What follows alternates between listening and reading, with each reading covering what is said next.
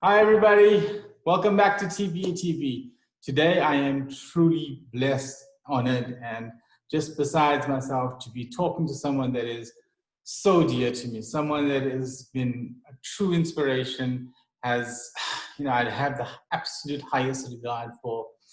I am blessed to say that I'm having a chat to the legend himself and my brother, Alan Khan. Alan, welcome. Stephen, thank you so much for those kind words. The honor and privilege is all mine. You know, I have deep admiration for you, not just for the stellar work you do in the legal fraternity, but for the outstanding contribution that you put in voluntarily that goes towards making our country a better place, whether you are feeding those who are in a vulnerable position or assisting communities in need.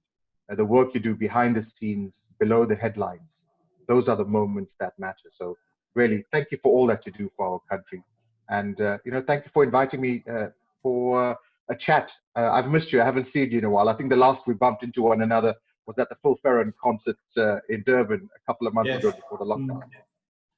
Well, I'm blessed. Just that I've had a lot of positive influences in my life, and by far, I can honestly say that you are one of them. I'm just happy to have crossed paths, and it's just. I remember our shows and the amount of time it went into preparing it. I remember you always used to come through. I'll be there pensive and sending, wondering when you're going to come in. We do this preparation. You'll come in at 5 to 7. The show was at 7. Come in at 5 to 7, calm, listen, everything's going to be fine. And I come to realize that how much of work you have done behind the scenes in your own preparation, researching each topic, and maybe wonder about how much you do for every other show, not just the legal. And so I come to realize over the years that you are, you put your heart and soul into everything, and that's definitely the reason why you are Alan Khan. Your work is just magnificent. So just talking about preparation and diligence and passion, are these the qualities that you best would say people need to apply better? How important is this? I think these are some of the qualities, Decent. Being prepared for anything in life is important. You must know what you're doing. And when you're on a public platform like radio or television or what we're doing at the moment, you've got to have a plan of attack. You need to know what you're going to say, and you need to have an idea what you want the outcome to be. More often than not, when you're doing talk radio or talk television or what we're doing now online, a lot of my further questions would come from my guests' responses. But before you and I went on air, if you were nervous, could you imagine my anxiety? I was talking to someone who's an expert in their field. I am not a lawyer, but I need to ask certain questions to probe, to extract the information that I think will be of benefit to the audience. So I had to do a bit of research, because on a Monday, I could be talking to a neurosurgeon. On a Tuesday, I'll be focusing on lifesavers. On a Wednesday would be Legal Wednesday with attorney Thiessen Pillay. And on a Thursday, I could be talking about environmental issues. Each day there's a different expert. And that's 4 nights a week, 52 weeks in a year. So you have to be well read. For my Monday shows, which I branded Medical Monday, those were extremely challenging, because I would often have super experts, super specialists in the field. And I found myself on Saturday and Sunday evenings reading medical journal articles. I used to subscribe to certain journals just to get the latest information. And that's because you need to know what you're talking about. And when it comes to matters like health, legal issues, parenting, there's a huge responsibility, not just on the interviewer, but on the guest, because you are influencing and hopefully inspiring other people. So I think that's the one thing. You have to be prepared. The other is that you need to be authentic. You have to be yourself. Sadly, over my 3 decades in radio, and even when I used to manage radio stations, the people who wanted to enter and become presenters, a lot of them would put on an accent, they would take on a persona. You'd think they're from South Central LA or, from London. And I always used to say, be who you are, because when it comes to broadcasting, and in particular radio, it's a one-on-one medium. It's not, hello everybody, how are you? Good afternoon, how are you doing today? How was your day? Hope you enjoyed your weekend. So you are relating, you're building relationships. And if you're not authentic and you're not original, very quickly, the person, especially those who tune in for hours, the loyal listeners who spend 2, 3, 4 hours a day listening to radio, well, we'll catch up and say, I don't think he's authentic. So, being prepared, being authentic, being original, you got to be able to be a good storyteller. You got to hold a conversation and hold someone's interest. Anyone can read a script, but in order to capture someone's imagination and attention, you have to be a good storyteller if you want to be a good radio presenter. And then I think integrity, which comes in with honesty, vital values that you must have, because you have to be honest, not just with yourself, but with your audience as well. So, there are various aspects that go into package. I suppose not just a radio broadcaster, but I think in life, these are, important tools to have in our arsenal.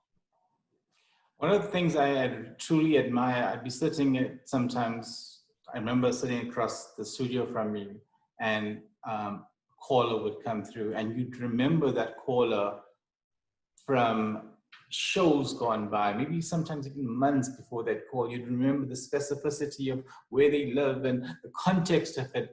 And I wondered, how do you remember such detail? And later on, as our friendship grew, you'd tell me things about an incident, but the circumstances are, and I remember that I'd be sitting there in awe of your memory and wondering, how do you know such detail?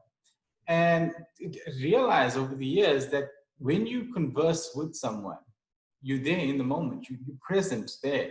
How has that been fundamental? How has that helped your success or make you Alan Khan by just, focusing on that person? Many years ago, I interviewed Stephen Covey, who wrote 7 Habits. And he spoke about this in the book, where he says, you must listen with the intent to hear.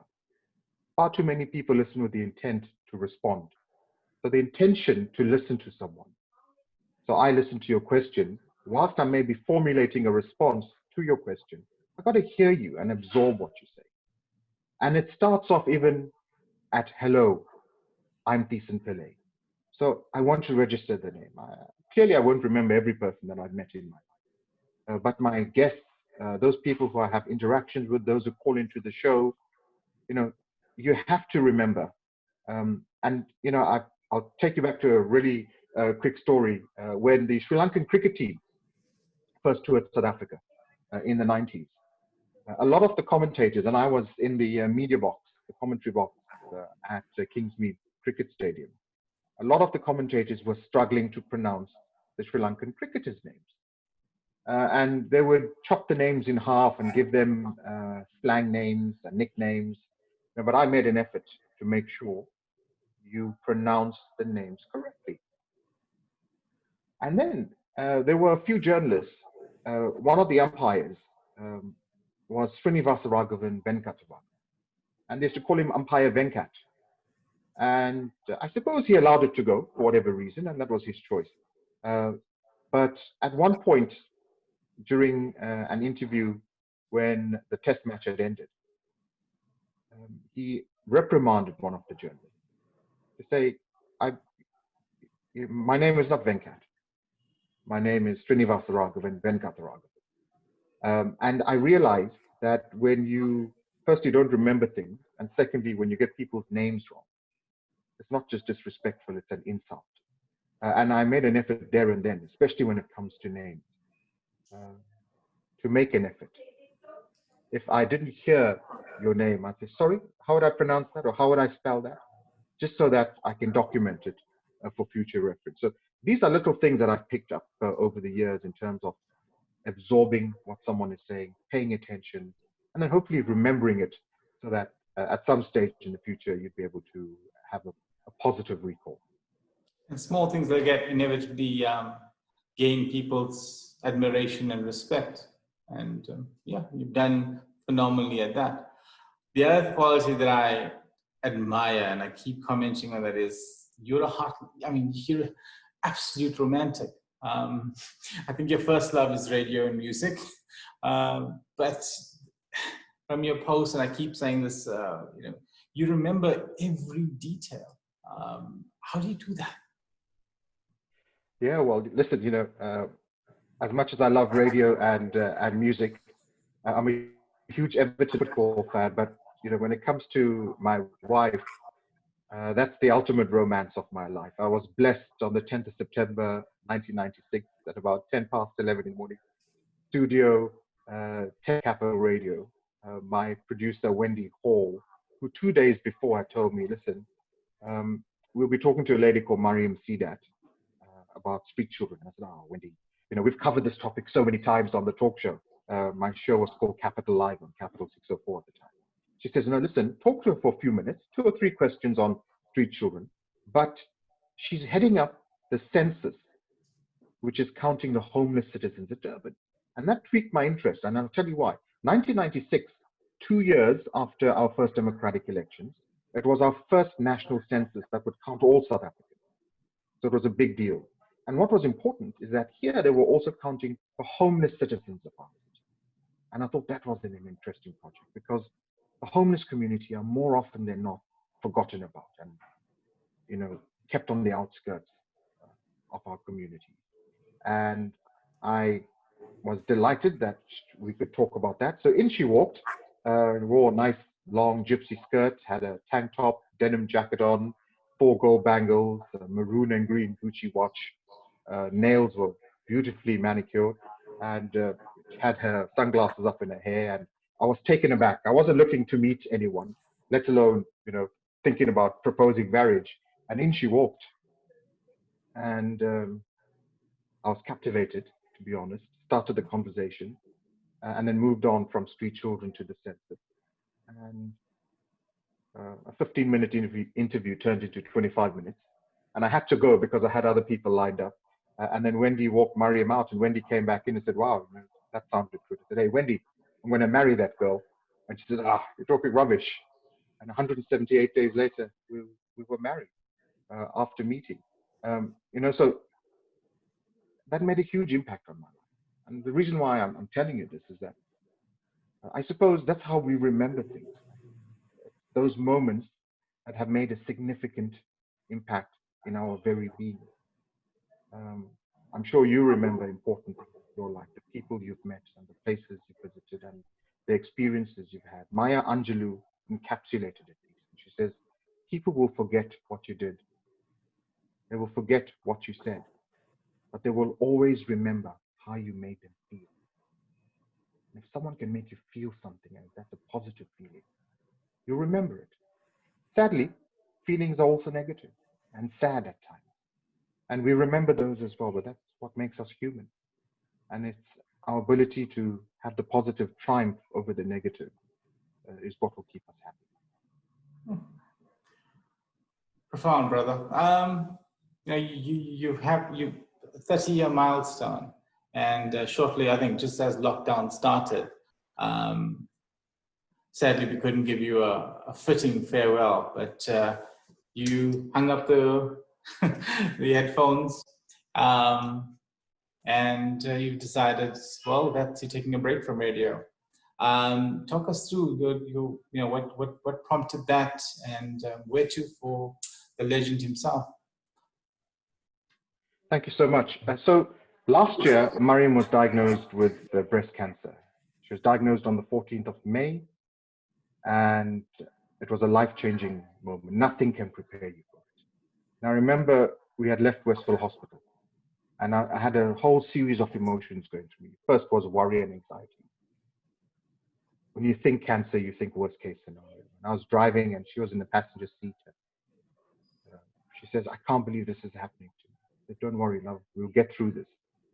She says, I want this tumor out immediately. I said, well, we're going to see a surgeon and we'll make a plan. And she said, no, I want it out tomorrow. I said, let's see, let's go to the doctor. And then she said, we also need to go public with this. We need to tell particularly women to go for the regular mammograms, to have regular screenings. Now, Mariam was meticulous with her annual mammogram. And the doctors have all said it saved her life, because if she was not as meticulous and didn't do it the same week of every year, they wouldn't have caught it so early. So if she was doing it every 2-3 years, the cancer would have been at an advanced stage if she did not have a mammogram last year. And she was exceptionally brave. Dr. Archie Rajput was the surgeon. Mariam said, under no circumstances will this tumor be in her longer than another 24 hours. And Dr. Rajput agreed. And the next day, the 15th of May, we were in theater. Mariam had a successful operation. Sadly, they found, once they did the histology on the tumor, that it did have a higher grade of an invasive cancer in it. And 2 days later, she had to go back into theater for a sentinel node biopsy. And that turned out positive as well. And at that stage, I realized with all these changes happening and radiation therapy, and there would be ongoing tamoxifen therapy for the next 10 years at the time, I need to adjust my career. I'm at DUT for the day, and that keeps me occupied at the Durban University of Technology. And at night, I was hosting, as you know, Walk the Talk with Alan Khan on Lotus FM.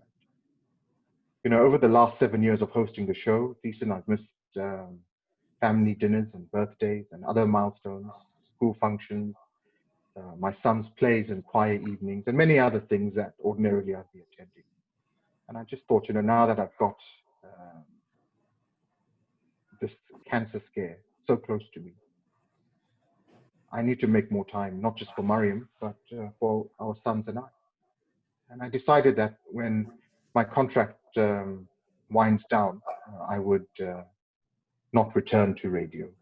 And it's not because I had a dislike for Lotus FM or had a problem with the SABC. I was really motivated to being at home and having more evenings and spending quality time now that we've been blessed with Mariam's successful recovery and making such sterling progress with the cancer diagnosis. But I don't want to take things for granted. I had fun on radio. Broadcasting was a major part of my life. 30 years.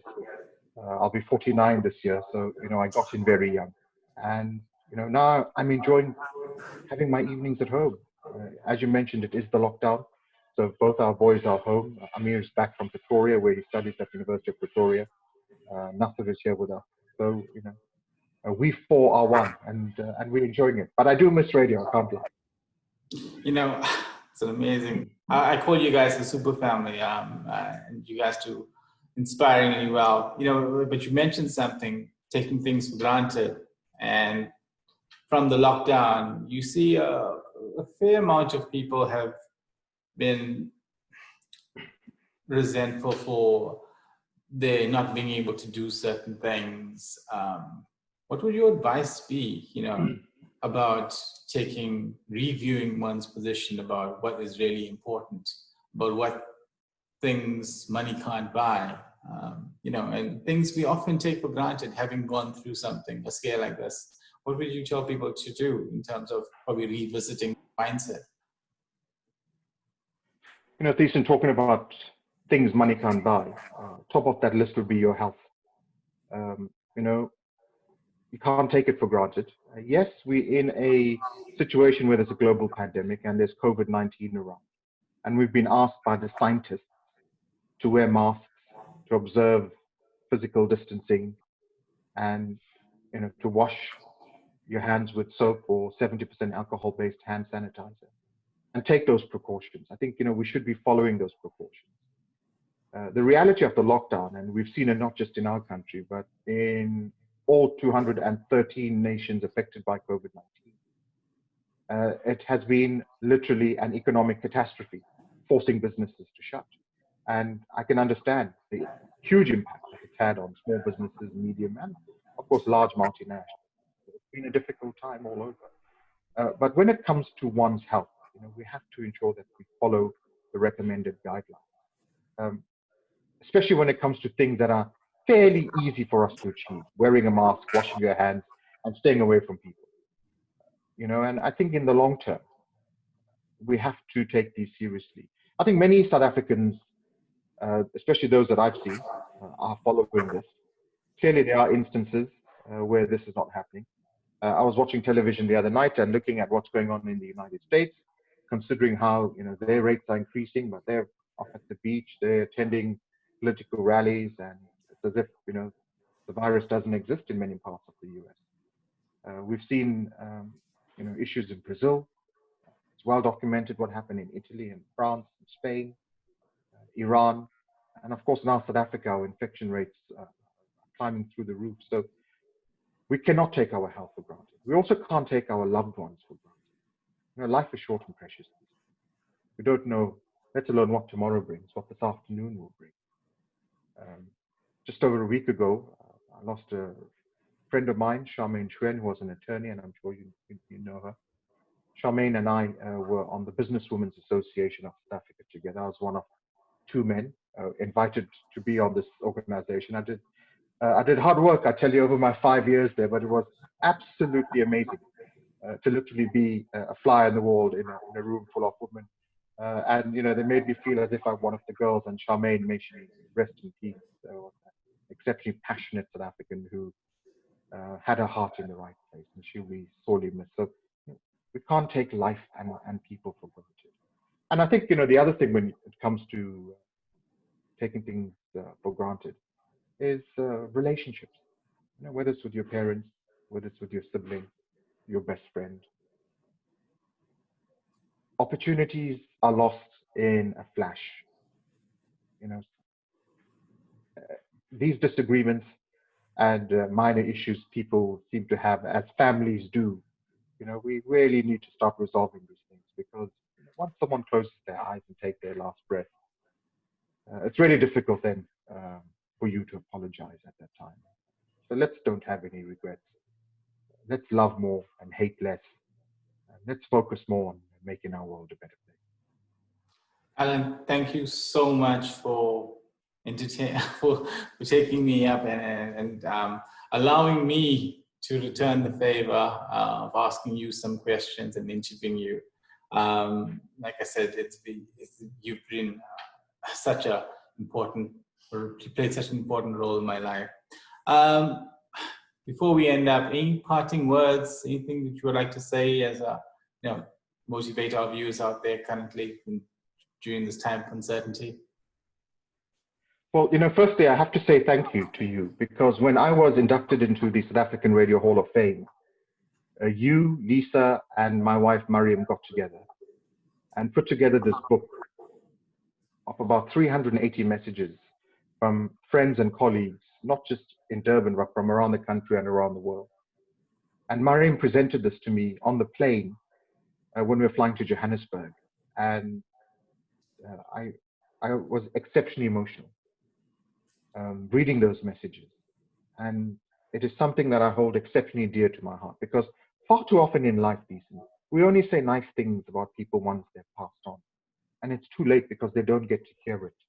And I was privileged that day, because in this book, which I still have, and if I'm feeling a bit low, I paged through that, because every single one of those 380 messages is a positive reflection from people who are near and dear to me. And thank you, and Lisa and Mariam, for making that possible. It is something that I will cherish for the rest of my days. In terms of, you know, some final words from myself, I've ended my radio shows off on this note, and I'd like to share this with you, just in case you need a refresher. The beauty about life, Lisa, is that you and I, we have the ability to help others. So please be good and do good. Thank you, brother. Wish you everything of the best. Stay well. God bless, and keep up the good work. And I'm proud of you for what you're doing, not just in our country, but with GoPio as well. We certainly need more decent pillars in our country to make our world a better place. Thank you, brother. Stay well. Much love.